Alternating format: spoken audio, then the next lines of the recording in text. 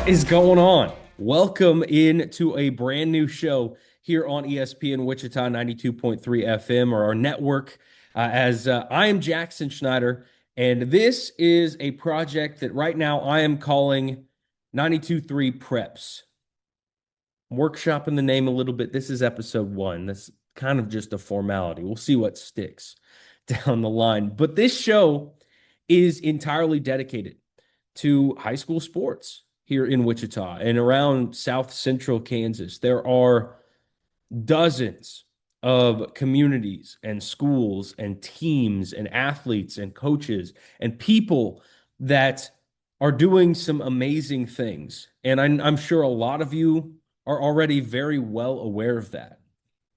But this show is going to give us an opportunity to really dive deep into the weeds on some of those biggest stories. You know, there are teams that are winning championships, and there are athletes that are setting and breaking records and doing all these amazing things.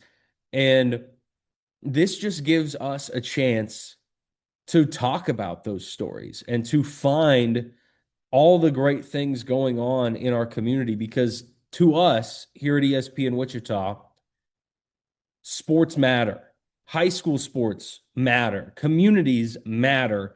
And to me personally, it matters a lot. And I've been broadcasting and reporting on high school and college sports for darn near a decade now. And this is really kind of a passion project for me. It's a chance to get to know communities better, like I said, to get to know coaches better and athletes, and again, to tell their stories. And I'm so excited for this first episode because we got two great interviews from three great people to talk about some amazing things going on in our own backyard right now. And our first interview today is going to be with head softball coach at Derby High School, Christy Weve. And her team just won a 6A regional. They are 28-0 on the season. They have been absolutely amazing and are right now setting their sights on a potential state championship. Now they've got to win 3 more games, and Coach Weve will be the first to tell you that. They still got a lot of work to be done.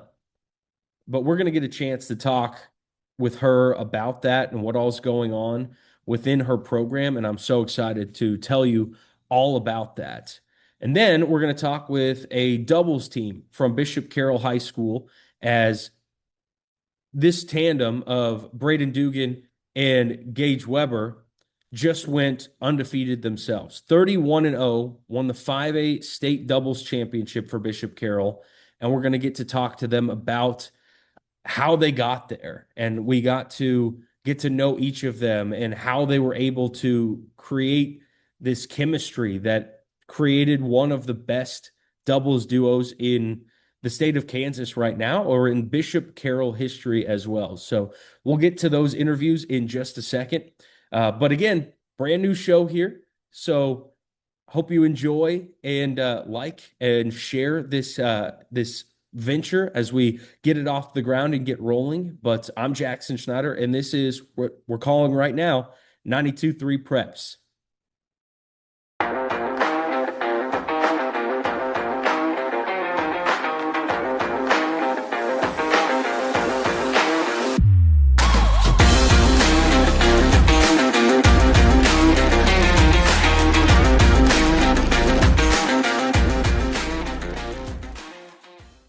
Welcome back to our show as we visit now with the head coach of Derby Panthers softball and Christy Weve. The Panthers are now 28-0 on the season and just won a regional championship just less than 24 hours ago, Coach. So first off, congratulations there, and congrats on what's been a really special season for your team. Let's start with this group, because it takes a really special team to win 28 games, let alone 28 in a row. Tell us what makes this team so special. They just get along really well. They have good team chemistry. They support each other. And like I have 20 of them, in different roles, and they're just a good group of girls. Well, with that group that you've got, that I fully get the team chemistry there because the last time I talked to one of your athletes was Addie Gutzmer last week for our high school athlete of the week. One of the big things was she always says she feels encouraged. Like even when things may not go the best, she knows that her team has her back. And I feel like that is such a big thing when you've got girls that can rely on each other and Right. that are going to lift each other up. How do you go about building that kind of team chemistry with a group like this? You only get them for a handful of weeks in the spring, right? Yeah, I'd really put a lot of the credit to our seniors. Like our seniors have done a great job this year of like bringing the girls together, doing the team bonding things, just supporting each other, cheering. I mean, our dugout is loud, just bringing the energy. And, if I get on to one of the girls, they're right there picking each other up, don't worry about it. It's okay. We'll get this. So, I mean, a lot of the credit goes to our seniors. And those seniors have had a ton of success with your program over the Right. last several years now. So they really know what it takes to succeed, right? So how have you seen them kind of lead the way for some of those younger players, freshmen, sophomores, juniors even, that can just kind of follow their lead and make sure this program continues moving in an upward trajectory? Well, we have five seniors and they all kind of they all lead in a different way. We have our quiet leaders, we have, our more vocal leaders, but they definitely do a great job by leading by example, by being, helping with the equipment or, leading the cheers or, picking each other up when somebody makes a mistake. They do a lot by leading by example and they try to make it fun for the girls. They're having a lot of fun this year. What's maybe one of those tough moments that's helped this team get better because you have to grow through some of the harder times and face some adversity. And I know, you're 28-0, so things have gone really well for the year, but that doesn't mean things Right. are always easy. Well, we've had to do more than I like have to come behind. We've played from behind a lot, especially in the beginning. We talked about that, but there have been times we've been down by 3, 4, 5 runs and the girls have had to come back. And you learn from that. You learn from the tough times. I mean, yes, we're 28-0 and things are going like well, but there have been those moments when things during games haven't gone so well. But these girls, they're gritty, they're resilient, they just keep fighting and they stay calm. They are doing a really good job of not getting in their heads and not and not panicking.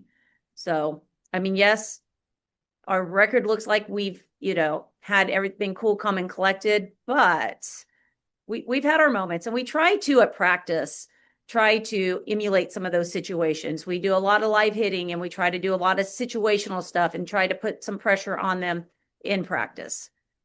Well, I'm glad you said the word pressure because you get to this time of year, there's always pressure, right? Because it's win or go home, and Right. sometimes pressure gets added when you've got more wins on that side of the column, right? Yes. So I how have feel you like, seen yeah. them handle that? They've been pretty good. We talk about that. We talk about like having a target on our back. There's many years we've been the underdog, and right now we're not. So we're trying to, we talk about having the pressure. People are out to get us. You always have to bring your best game. Like you have to play at the highest level because the other teams are going to do that same thing to you because they want to take you down. So we've talked about that at practice.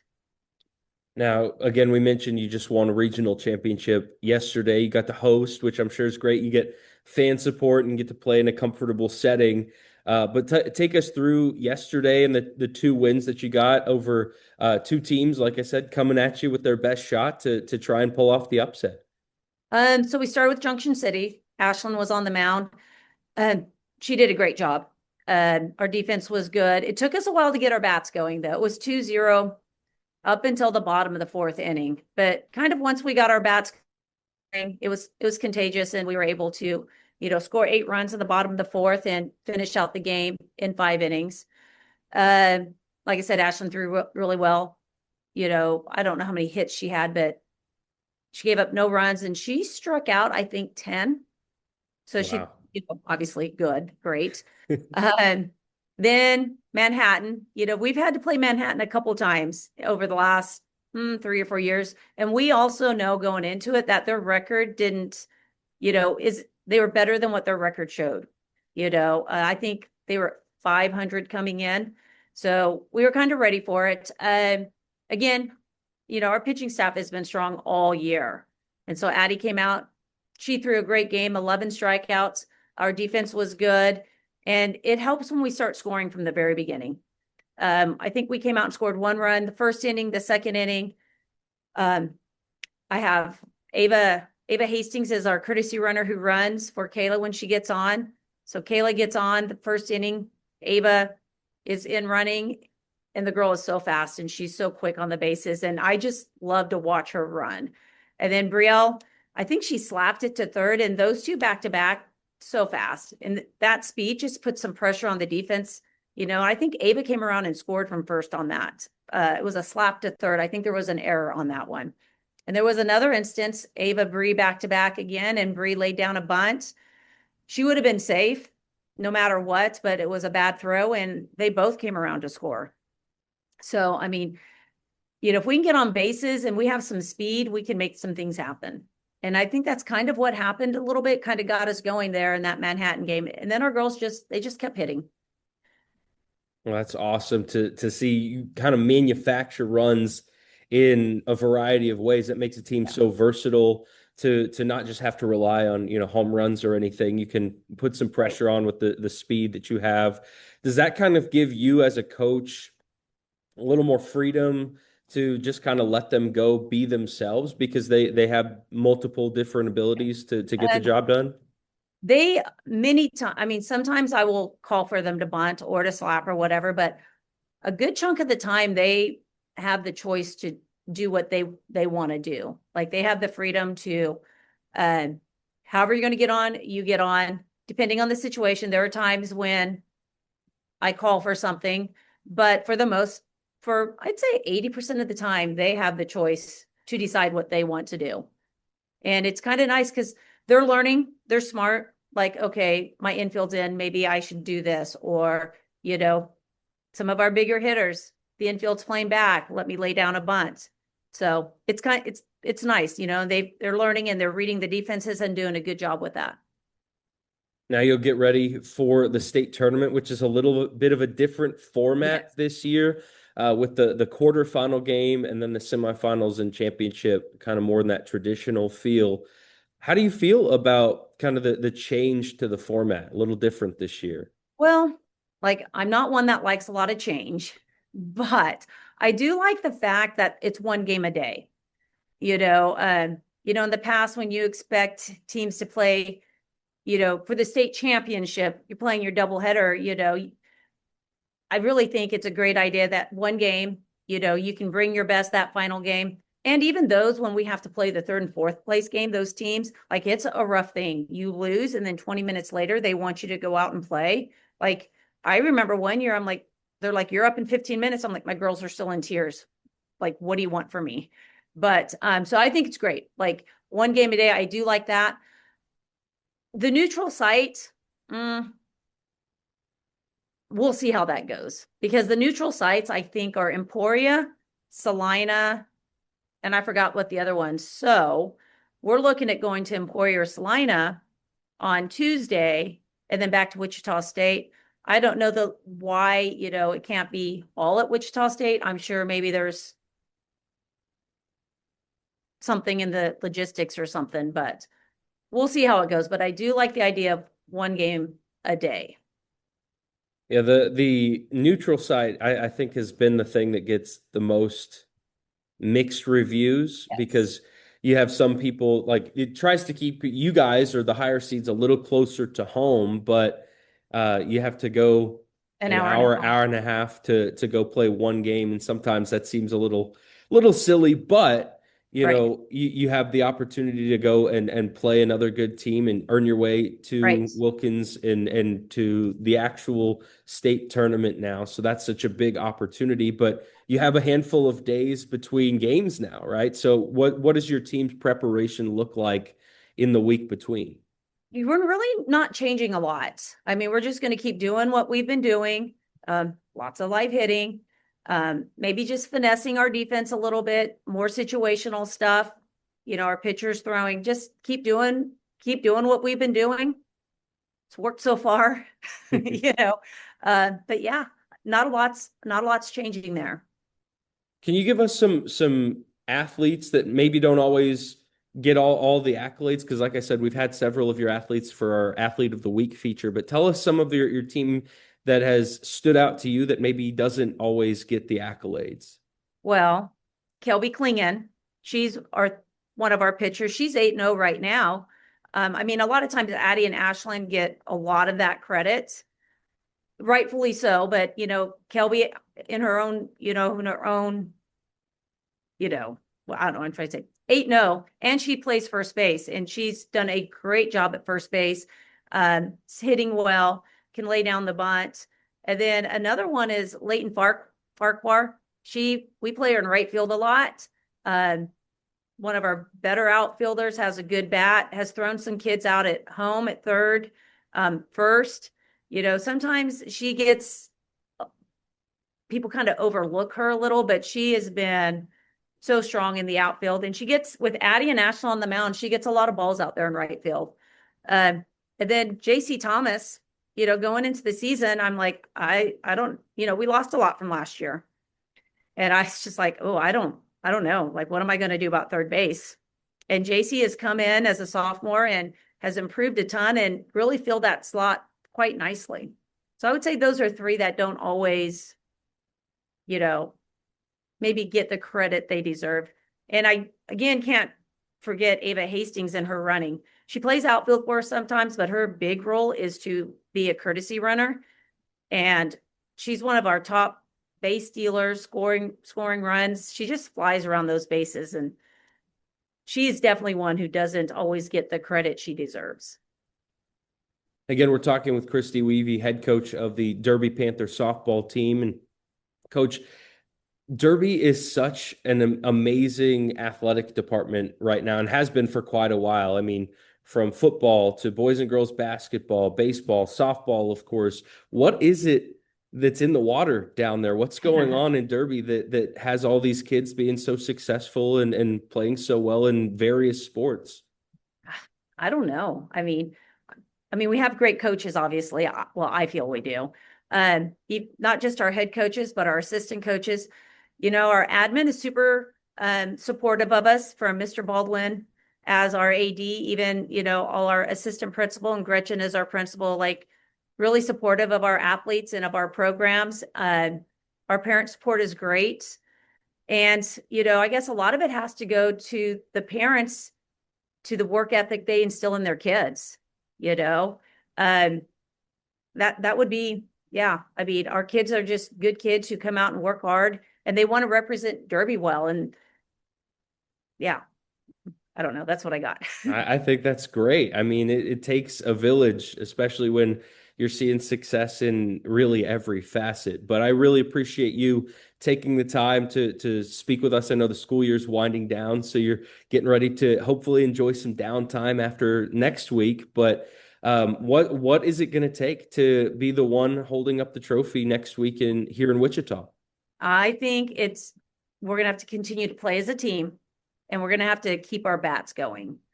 And I think if we can do those things, play as a team, keep our bats going, and stay cool, calm, and collected, I think we'll be okay. Like, they obviously absolutely have the talent, the ability to get it accomplished. So, yeah.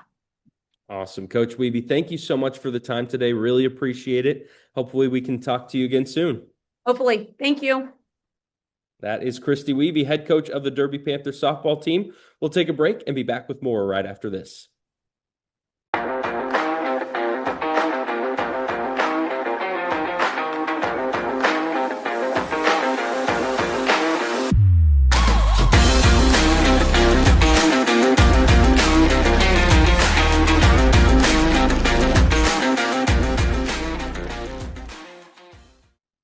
Welcome back in to our first episode of 923 Preps, and I'm Jackson Schneider, and I'm pleased to be joined by two of the best tennis players in the state of Kansas right now, Gabe Weber and Braeden Dugan of Bishop Carroll High School. Guys, congratulations, 5A state doubles champs, and not just doubles champs, undefeated on the season, 31-0. That is incredible stuff. What was it like? You finally clinched that championship match, helped your team get to a really nice finish as a team, even with only a handful of you guys playing. What was it like when you were able to finally say you are state champions? It's definitely a surreal feeling. Haven't really thought about it too much. I mean, just it just feels a lot better finally getting it done for the past 3 years. Like making it to state feels way better this time. What do you think, Braden? Yeah, and it felt really cool. After finishing fourth last year, putting in the work and then getting it done this year is pretty cool. Well, you guys played together last year and like you said, finished fourth. Yeah. So when was it like clicking in your guys' head that, hey, we're gonna be one of the best teams in the state next year? We could really win this thing. Did it happen kind of right away? Were you hitting kind of that mindset right after state last year? When did it really set in that you guys were gonna have a great chance to be state champions this year? Yeah, I think right after the state tournament last year, we knew we'd probably be the best returning team. We could do it. So Now, for you guys, how long did it take to kind of build the chemistry that it takes to be a really good doubles team? Because you got to know each other and know your strengths and how to play best together. How long did that all kind of take to put together? I would say like last year our chemistry was solid, but this year it's definitely gotten a lot closer because we've become better friends and also just we've gotten so much better at tennis. It makes it easier and like we just trust each other and like just makes the process simple and we have confidence in each other. Now, with this group that you've got as a team, I mean, Bishop Carroll's had a lot of quality tennis players over several years. I mean, take me through what it's like to just be another like notch on the wall of iconic players in Bishop Carroll history, because you guys have had a ton of success as a program even before you guys were even really born. yeah, it feels great, to be up there with all the top players. Um, we have all three of us really. Me, Brandon, and Gabe, all three won state. We're gonna be up there. They're gonna see what we did, and then it's just kind of cool feeling knowing that it's gonna be up there for a while. Yeah, especially being like the only doubles team to go undefeated for our school. That's definitely a cool feeling. That's another question I wanted to ask, was the undefeated aspect, because there's some pressure that comes with that, right? Like the longer you go down the season, still with that zero in the loss column, that pressure kind of builds, and you're going to get everybody's best shot because they want to be the ones to knock you off. Do you feel like that pressure kind of made you guys a better team to kind of stay more motivated to keep it going? Yeah, I'd say so. Like definitely after the first tournament we won, I definitely felt more pressure like because we were the one seed again and it just like losing once would make it a lot harder, but we just kept staying focused and like never let it stop us from winning. And Yeah, Braden, oh, I'm sorry, Gabe. Please go ahead. My fault. sorry.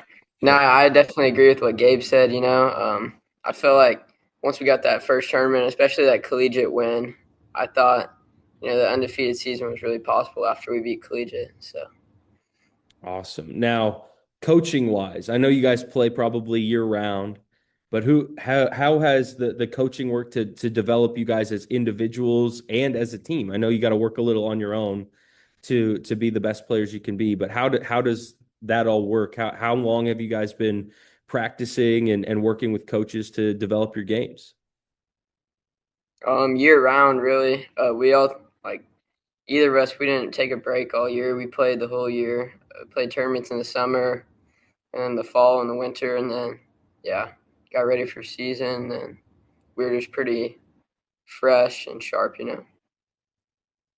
Now, what was maybe the hardest point this season? Because I know every year has ups and downs. And even though you guys went, 31-0 and you're state champs, I know there were probably some harder moments, some times where you had to dig deep and keep fighting. What was maybe the hardest point in this season? Was it at the state tournament? I would say it was at the collegiate tournament in the final. We had to play the collegiate team, and it was a very close match. And like, we definitely had to be playing our best compared to like other matches, which were a lot more easy. But we both fought hard and got the job done in the tie breaks. So Who's maybe the most vocal of you two? Like who's the one that's like bringing the most energy in match? Because I know you guys got to feed off of each other and kind of lift each other up in moments. Who's the one that's really the most vocal? I would definitely say Gabe. yeah, I'm probably a little more He's definitely energetic. more vocal. Yeah.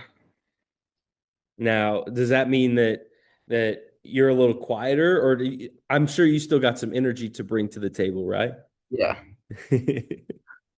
That's awesome. So tell me what's next. I know that you guys have played for 2 years, but if I remember right, one of you is a senior. So Yeah. what's next? I'm gonna play tennis at Cowley Community College in Arc City for next 2 years probably. But Braeden's got next 2 years to win state in singles. Well, that's a crazy shift then, right? To go from one of the best doubles teams in the state to maybe that singles focus. Tell me a little bit how that might change your mindset or how you play the game. I'm just gonna have to rely on myself a lot more. To bring myself up, can't let myself get too down. Hard moments, I'm gonna have to think. I'm just really gonna have to train hard for it. Now, with a group like you guys to kind of lead the way, and I guess Braeden as well, who's not with us, but he was a singles champion as well. How do you feel like this year's team will continue to elevate the tradition at Bishop Carroll for tennis?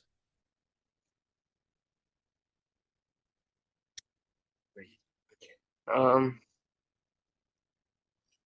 I'd say people, coach seen us do it, so maybe the other players, they'll look up to us, look at how hard we train, and then it'll motivate them to train harder, and then give them an opportunity later on. That's awesome. Now, I got some fun questions for you. So a little easier, a little more relaxed here. But what's the best feeling like in a match? Is it like an ace, or is it like hitting an overhead smash right at somebody? Like what's the best feeling that you have on the court? What's the most fun? I would probably say like hitting like a forehand winner, like down the line or where someone's not. That definitely feels really great. And also just like when like my partner gets a huge like clutch point, that's definitely a great feeling. Yeah, I'd have to agree with that. That's awesome. Now, do you guys have any pre-match routines or anything superstition wise that's helped you go 31-0 and be state champs? Not really. I mean, we always play like a little mini tiebreak before every tournament, but Yeah. nothing like throwing chalk in the air like LeBron. But I like it. No, like special socks that never get washed or anything like that. No, nothing like that.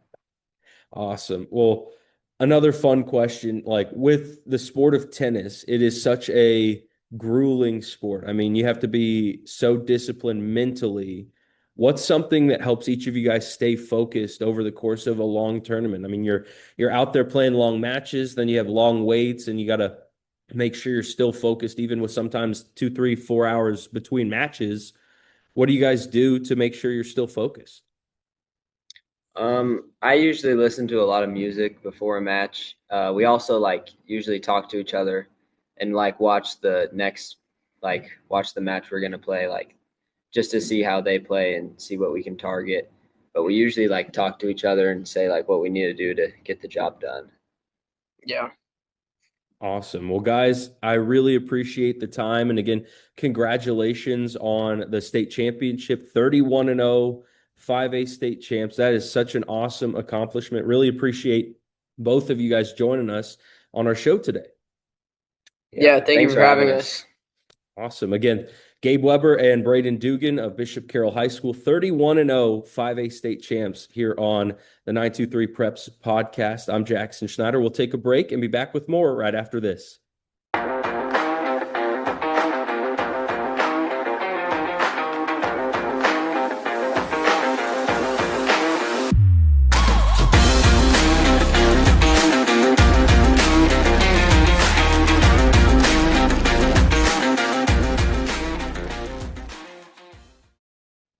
Final segment of our show today here on 92.3 Preps. I'm Jackson Schneider. Thank you for tuning in to our first episode of this show. Great interviews with Gage. Oh my God. Good. Try this again. Okay, now for real. 3, 2, 1. Final bit of our first ever episode, first ever show of 92.3 Preps, or I guess that's what we're calling it right now, what I'm calling it anyway. And really, really grateful for our first couple of interviews. Of course, Coach Christy Weve from Derby High School, the head softball coach of the Panthers, joining us.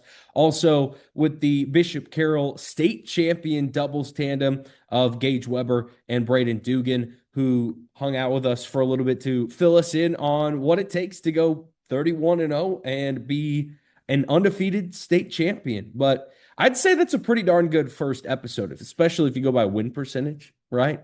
1,000 winning percentage, that's pretty darn solid.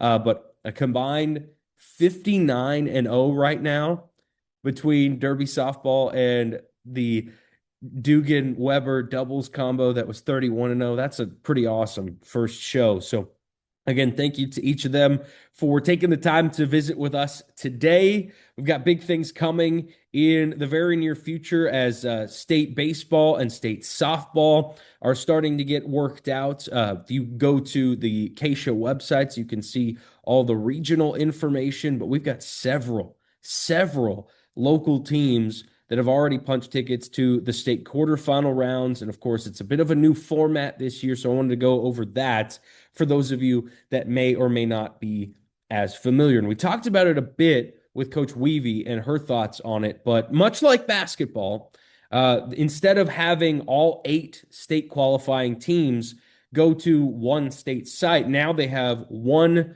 quarterfinal matchup at neutral sites, and then the top 4 teams will all go to their state sites.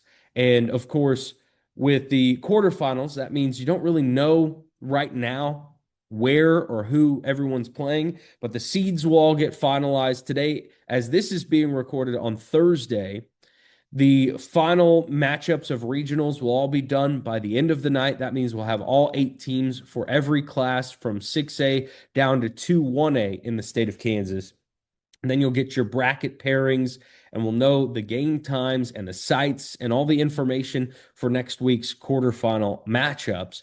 But the quarterfinal sites, at least for baseball, looking at those, there are a couple of different sites, but in 3 main places. That's in Salina at Dean Evans Stadium, then Emporia at Tressler Sports Complex, and then in the Blue Valley Overland Park area, Blue Valley West High School is going to host the baseball side of the quarterfinals there. And then softball, they actually have another site added, but some of those are all the same. They'll have Salina South High School at the beautiful new facilities there in Salina for one of those sites. Then Topeka will host another. This will be at Invista Softball Complex. Then there'll be Baker University and Emporia's Tressler Sports Complex again. So all that information will be finalized in the next day or so. You'll get the full brackets, but you could follow us on all of our social media